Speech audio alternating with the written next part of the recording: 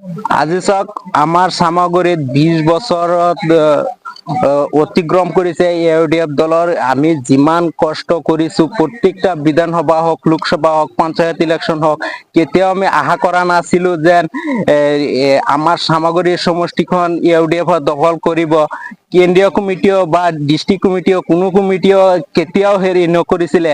এইবাৰ আব্দুল আজিজ সাহেব অহাৰ পিছত আমাৰ সংখ্যালঘু ৰাইজে বা মুছলমান মানুহে এনেকুৱা আৱেগিক হৈছে আৰু এখেতে আব্দুল আজিজ সাহেবৰ ইমান হেৰি মেহনত কৰাৰ পিছত আৰু এখেতে ইমান কষ্ট কৰি দিনে ৰাতি একাকাৰ কৰি ৰাইজৰ ওচৰত যোৱাৰ পিছত ধৰক বহুত নেতা আছে ফেচবুকত বহি বহি বহুত ডাঙৰ ডাঙৰ কথা কয়, কিন্তু আব্দুল আজিজ সাহেবে যিমান ৰাতি দিনে ঘূৰি আছে ৱাৰ্ডে ৱাৰ্ডে ভোট কমিটিত বা ডিষ্ট্ৰিক্ট কমিটিত ইমান কষ্ট কৰাৰ পিছত আমাৰ ৰাইজে চামাগুৰিৰ ৰাইজে ইমান উফুল্লিত হৈছে ইউডিএফ দলত। এইবাৰ 26ত ভোট দি জয়যুক্ত কৰিব ইনশাল্লাহ।